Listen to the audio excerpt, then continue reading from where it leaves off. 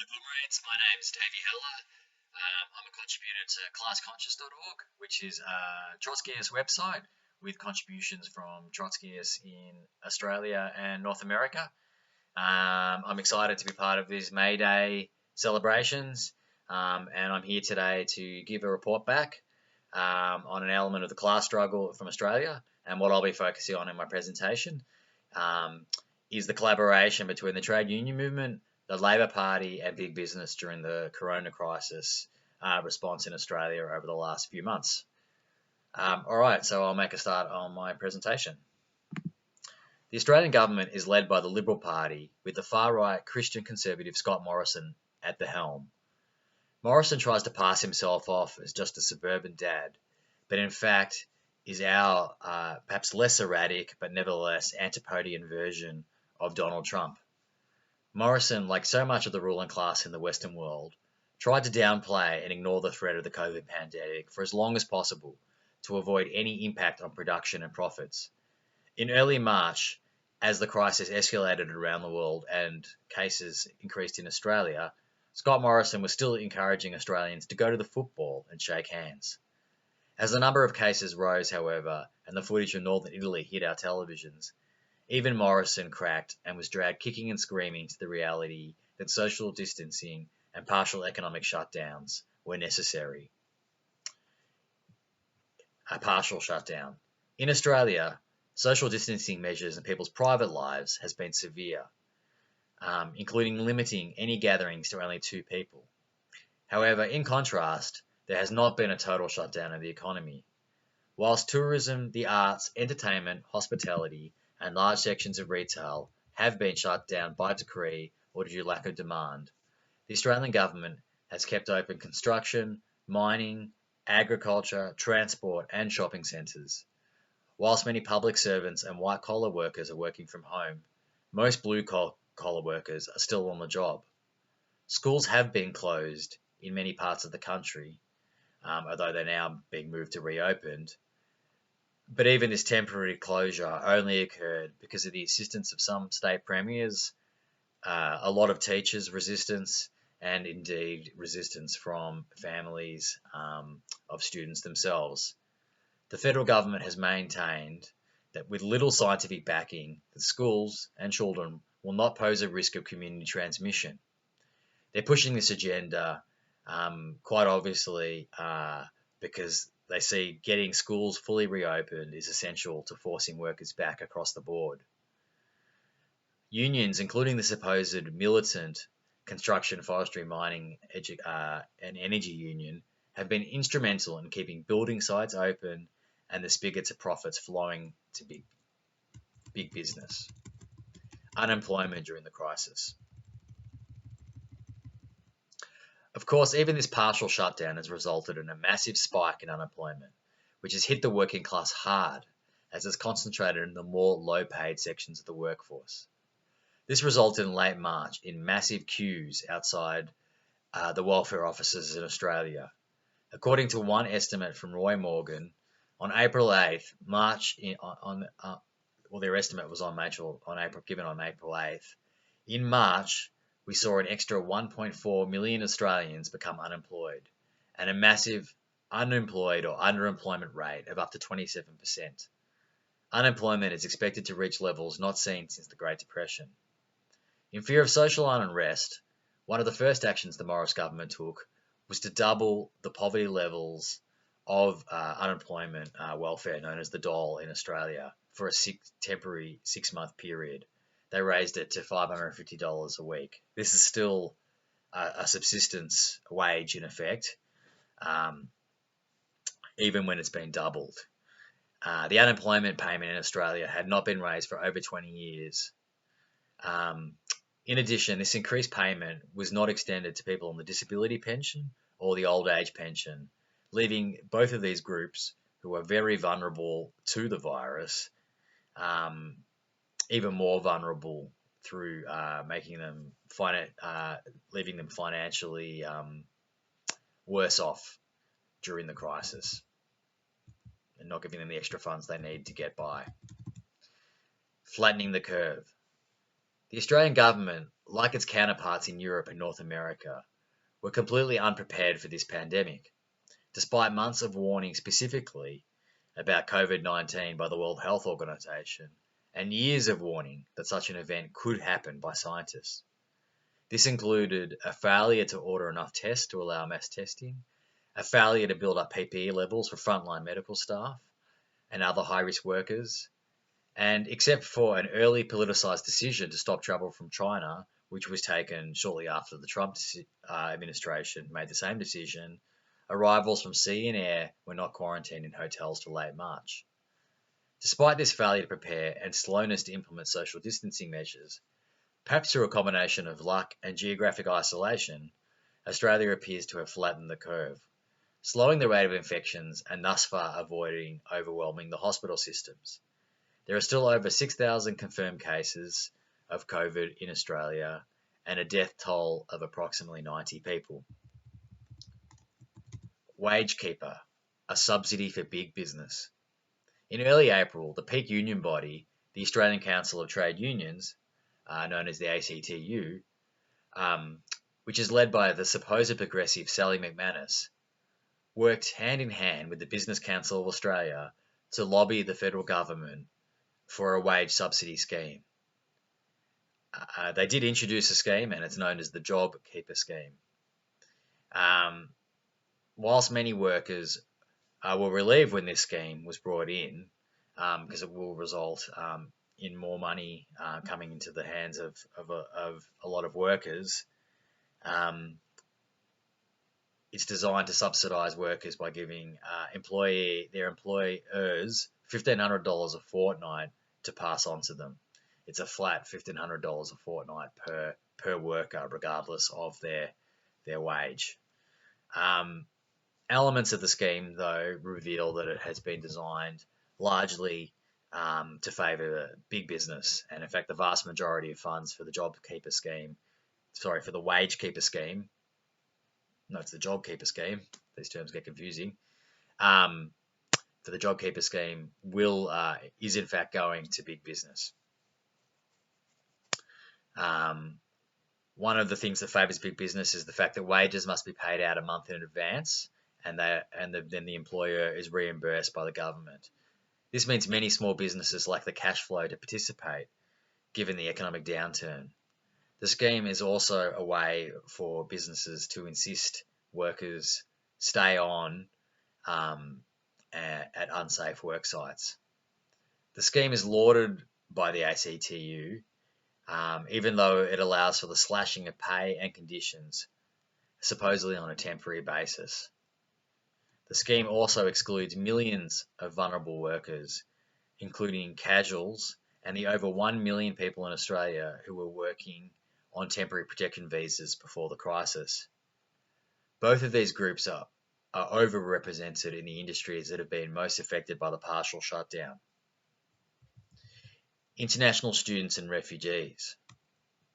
The plight of international students is particularly dire. Despite supplying the Australian economy with tens of billions of dollars, education was Australia's second largest export sector. The government has explicitly stated international students will be barred from receiving any public assistance. Morrison carelessly stated that international students who couldn't afford to live here should simply go home. This ignores the mass closure of borders around the world. It also ignores the fact that air travel that does remain has become exorbitantly expensive. And it also ignores the fact that students, if they left right now, would potentially forfeit tens of thousands of dollars that they'd invested in their education because they couldn't finish their degrees. Likewise, refugees on temporary protection visas who are already denied access to welfare are facing destitution now that so many of the low-paid jobs they depended on have disappeared. A union government love fest.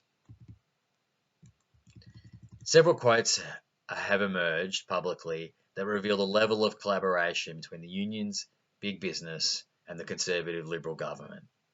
The Prime Minister himself, at a press conference in early April, stated, "I spoke to Sally McManus again this morning, and I want to thank her for her engagement in what is a very difficult time."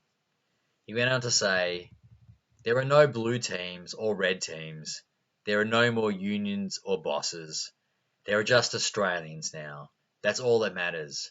An Australian national interest, and all Australians working together.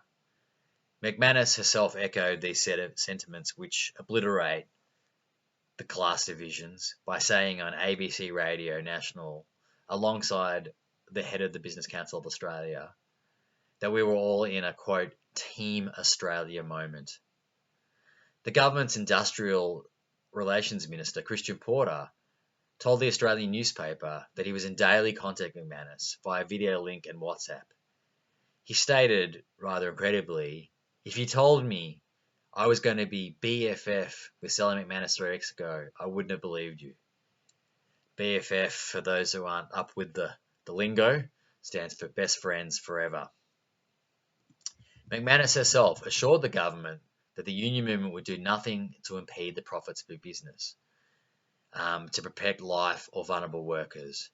She assured them, you can get everything you want through cooperation. And by doing it through the way we've already demonstrated that we can. Labor Party collusion. The opposition Labor Party, to which the unions are intimately tied, have also fully colluded with the government's response.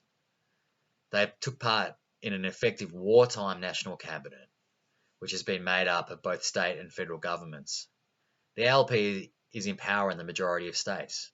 Therefore, they are also a majority on this national cabinet. However, they've deferred in virtually every way to the national government. Labor agreed to a suspension of Parliament until August, except for one truncated session in March, which passed the JobKeeper bills. Behind the scenes, meetings and briefings occur regularly between the government and the opposition. The looming class struggle. Whilst, of course, the government is using the coronavirus as an opportunity to attack workers' conditions, the real escalation of the class struggle in Australia lies ahead. In the US and Europe, where workers are being forced back to work under the conditions of a totally out of control pandemic, the naked class struggle and disregard for human life and profits in those countries is very obvious to workers in the immediate moment. In Australia, the ruling class has a temporary advantage of seeking to fully reopen the economy in the coming months, with the prospect of far less cases of viruses in the community. Of course, in the process of doing so, they are fully prepared to risk a second wave of the virus, and are pushing to open as soon as possible. So despite that right now, this class struggle isn't as intense, perhaps, as in Europe, in America, it definitely will heat up in the months ahead. Discussions have already begun at the highest levels about how to make the working class pay for this crisis in full, just as the working class was made to pay through austerity and attacks on conditions after the global financial crisis.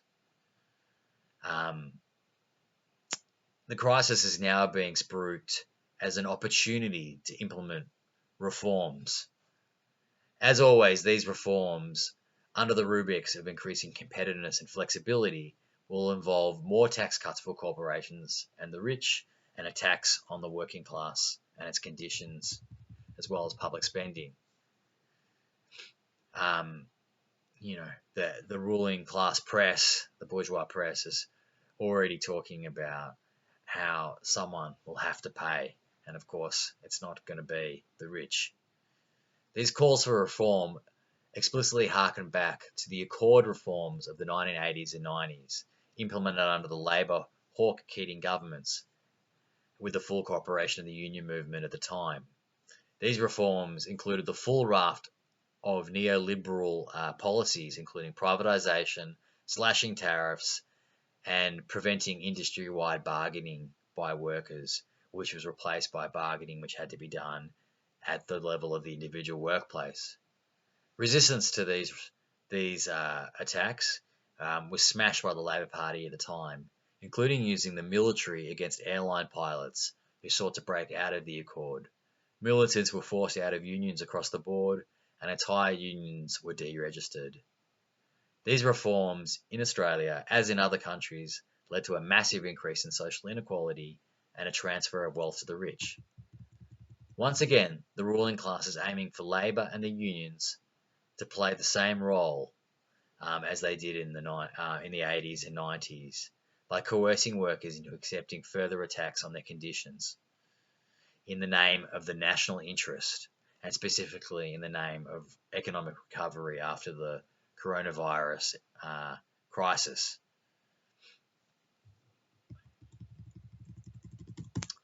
Australia, the cat's paw against China. Once again, the Australian ruling class is committed to doing US imperialism's dirty work.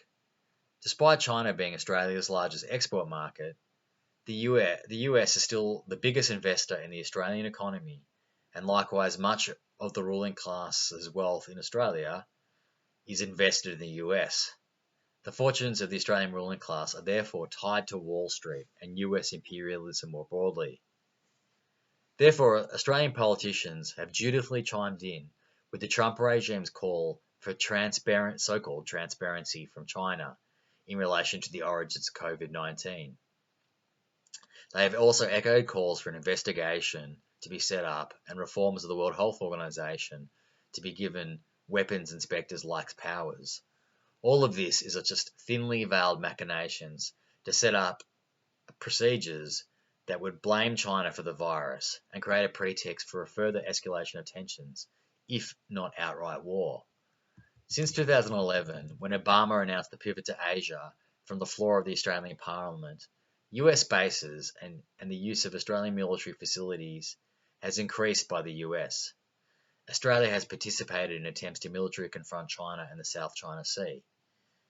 The Australian working class continues to be put on the front line of a potential nuclear war with China. The coronavirus crisis will not change the trajectory of these plans, but will be only used as another opportunity to advance them.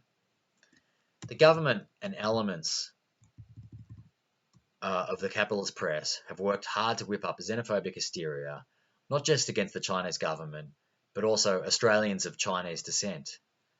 The first people who returned from China were not quarantined in hotels, as now occurring, but were held at the Christmas Island Detention Centre.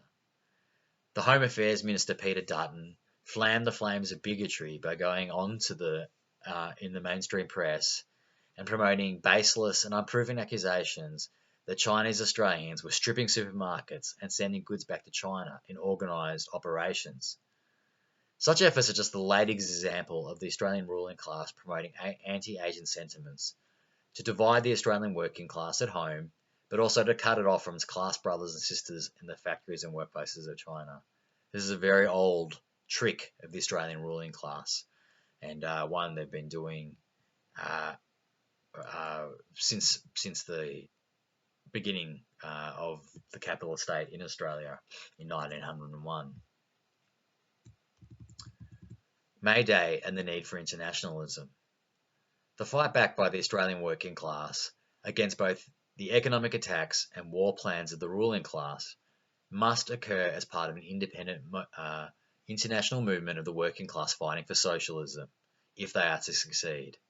This is the political challenge and goal of May Day, and ClassConscious.org is glad to be part of this May Day presentation, and we send solidarity to our working class comrades around the world at this crucial time in the history of humanity. Onwards, comrades, to socialism. Happy May Day.